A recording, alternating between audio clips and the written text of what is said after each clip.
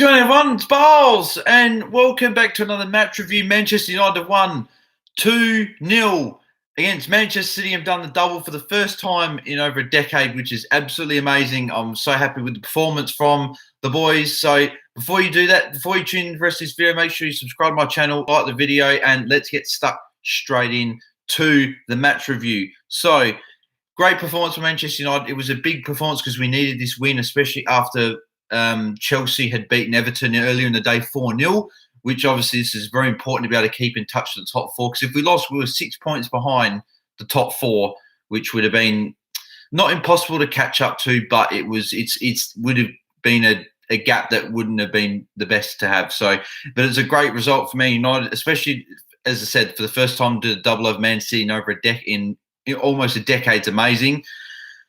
And yeah, it was just a great performance from start to finish. The boys just perform really well. It was an all-round good team performance. There wasn't really a player that didn't do his job.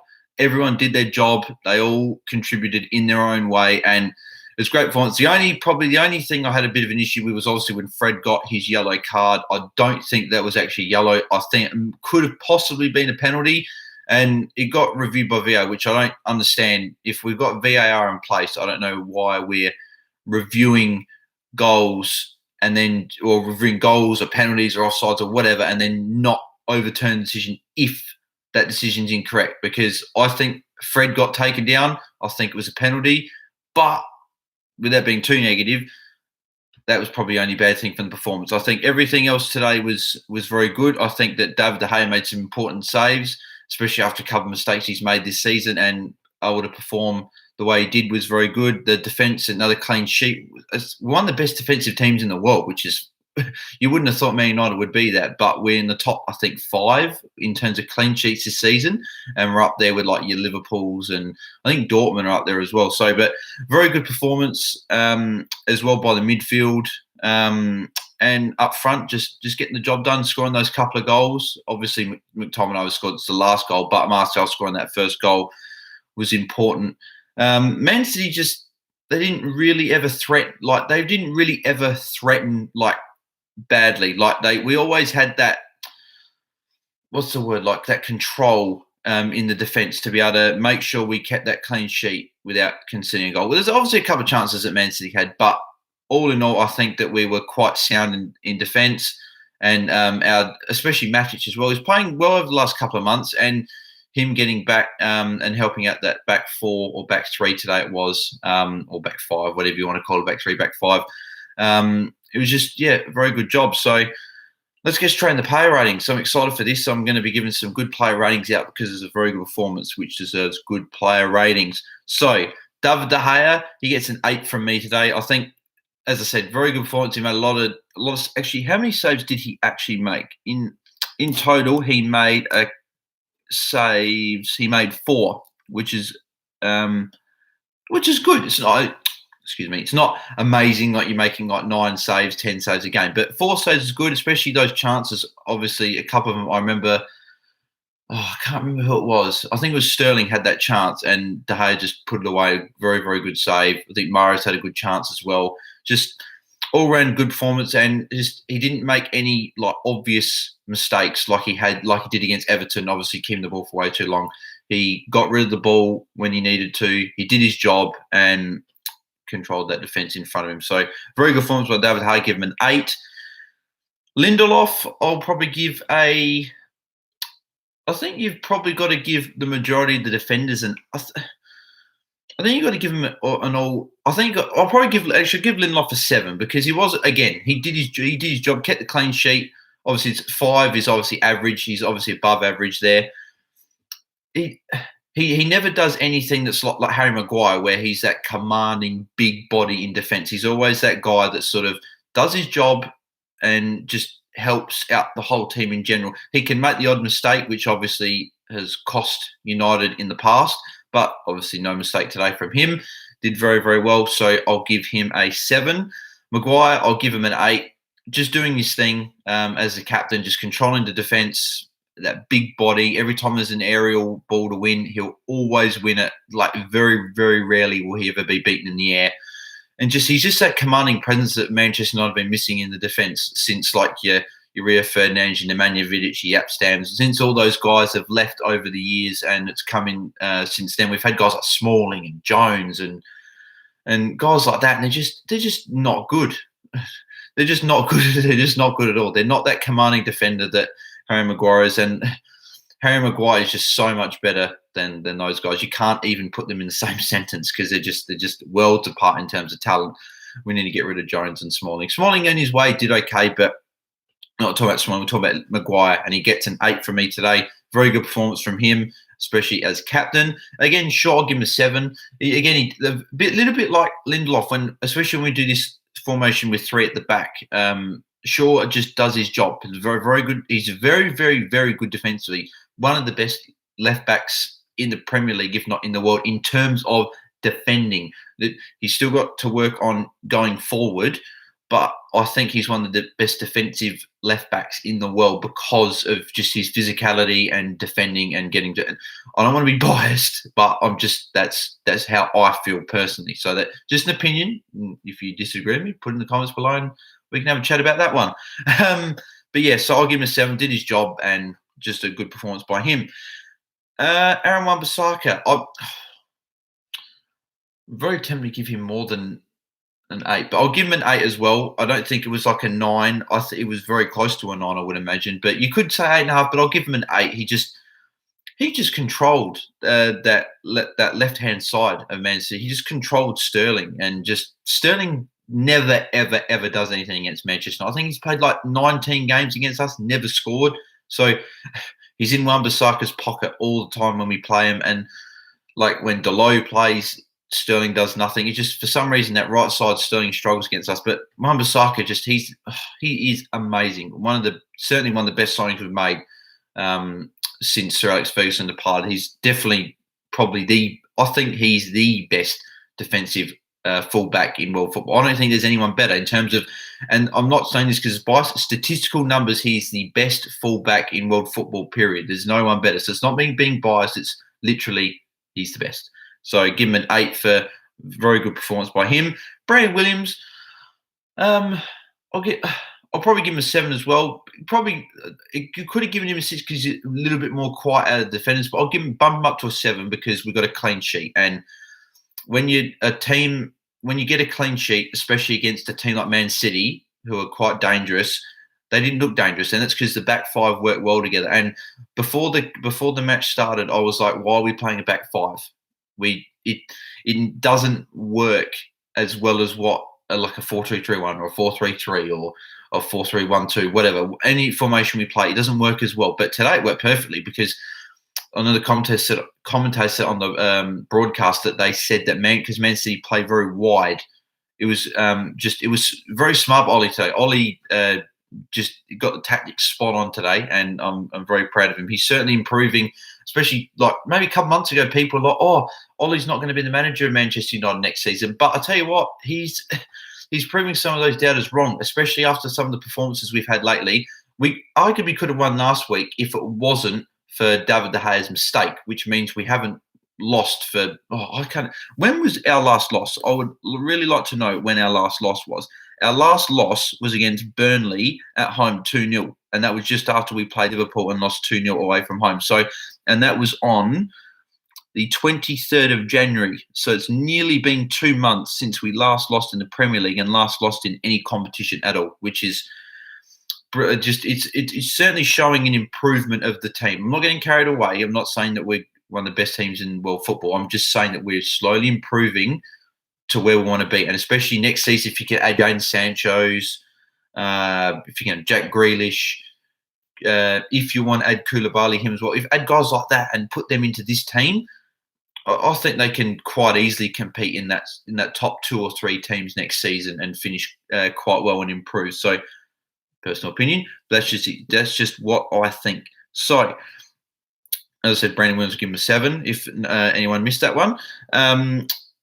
Fred again, I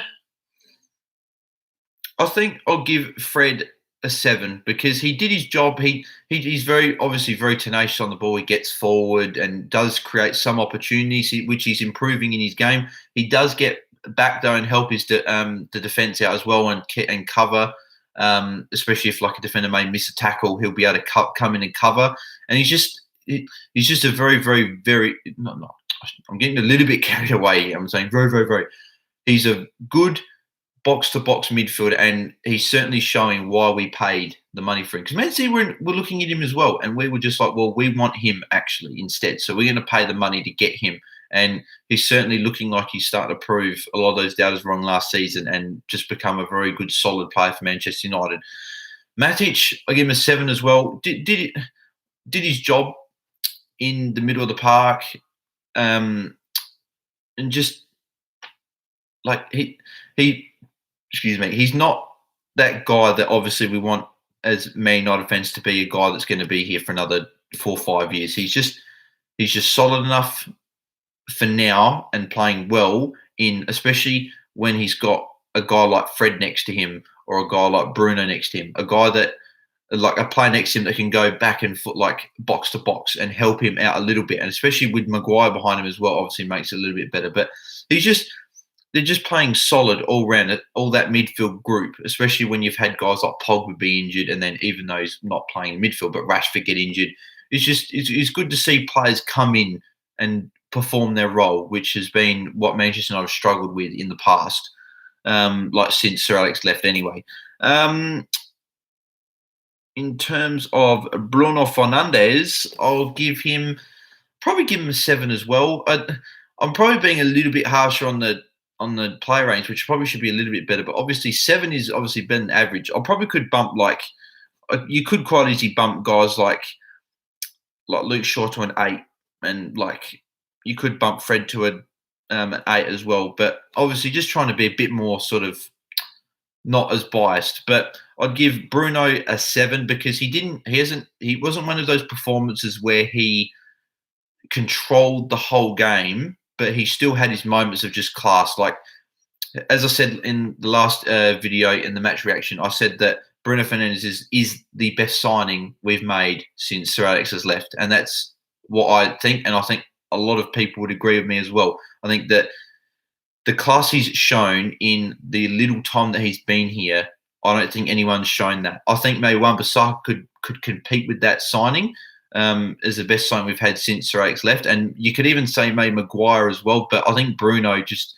the class he's shown, and especially being an attacker as well, creating a lot more, I just think that certainly well worth the money. And we should have got him at the start of the season, not midway through the season, because we could imagine what we could have done with Bruno from the start of the season. We could be in the top 3 and not worrying about this top 4 battle. But now we're worrying about this top 4 battle. But I think we're in a good position to get it, and we'll see what happens in the final few games of the season. Dan James, I'll give him. I'm tossing up between a 6 and a 7 because, again, he just isn't quite involved enough. What you'd like a guy that plays up front or on a wing to be. I'll probably give him a 6 because can't be positive over everyone. But Dan James had good moments, but he's still very young, very raw. Just got to continue to develop him. He's a very good talent, and he'll be a good Manchester United player over the next decade or more. But he just needs to improve on getting a little bit more involved in the game. His pace is rapid.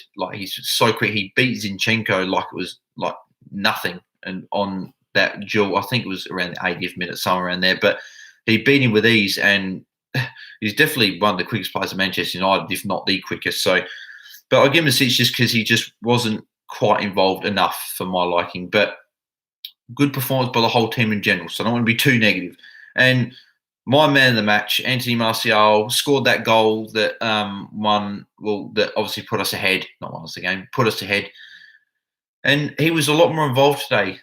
His hold-up play was really good. His linking up play with Dan James and Bruno and Williams and Wan-Bissaka on the wings, as wingbacks.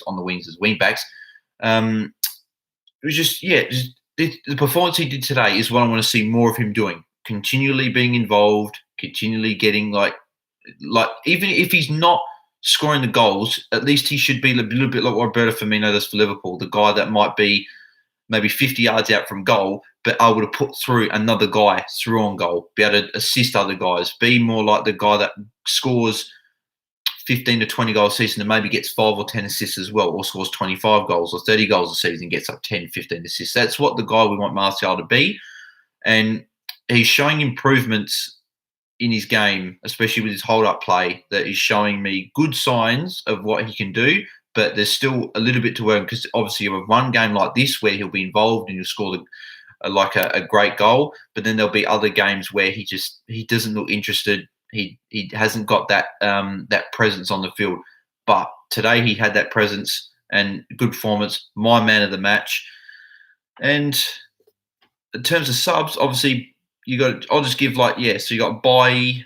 Obviously I'll just give like a 6. Just came on and just didn't. He only came on for not actually. I can't actually remember when did Bai come on. Bai came on the 7th minute, but so 12. He had just over 12 minutes, but.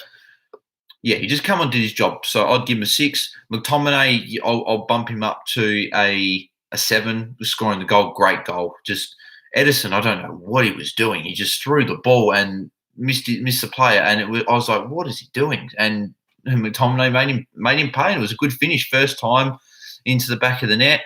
And a goal, I'll give him a 6, but it's more of a positive 6, if anything, because he came on and had a decent impact. He came on and created some chances. Well, not created chances for himself, but created chances for other teammates, which is what you want a striker to do. You want a striker to be able to create other chances for other players and also set up chances for other players as well. So, yeah, that's the play range. And I never give Ollie like a rating, which I'm going to start doing from now on. But for me, you got to give Martial got a 9. I don't know if I said that. Martial got a 9. I probably just said he's my man of the match. But Martial got a 9.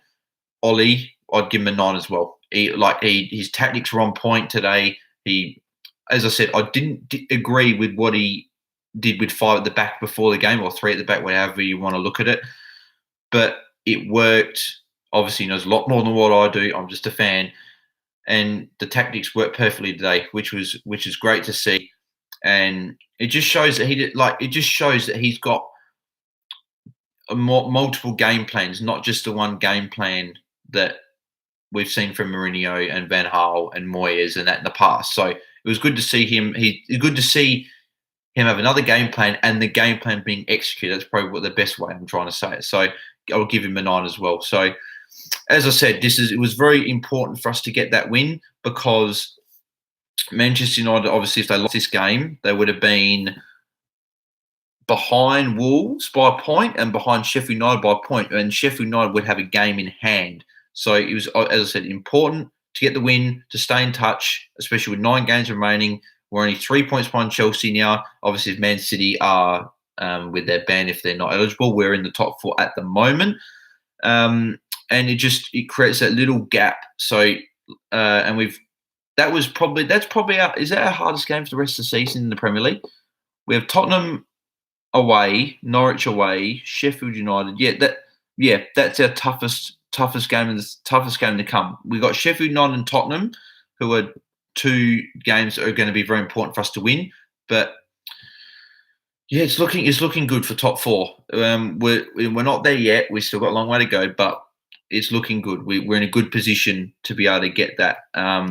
And especially with some other teams around us like losing and drawing around us at the moment, we're one of the teams that we've had a good run of 6-7 games, and we've catapulted ourselves probably to the top of the pile, especially if Chelsea can slip up another game or 2. Then if Chelsea slip up another game or 2, I think we're home. I think we'll get top 4, which is good news, especially when we want Sancho and Grealish and guys like that to come to United, because if Champions League football is going to attract better players and help Manchester United get back to where they have been for a long time, which is winning trophies and being at the top of the heap in the Premier League and in Europe football, hopefully. But we'll see in a few years if that happens. So thank you, everyone, for tuning in to the video. If you liked it, make sure you like it, like the video, click subscribe my channel so you don't miss any other content from the reviews here, NFL player highlight videos, anything like that. Make sure you tune in to them and make sure you show some support for them.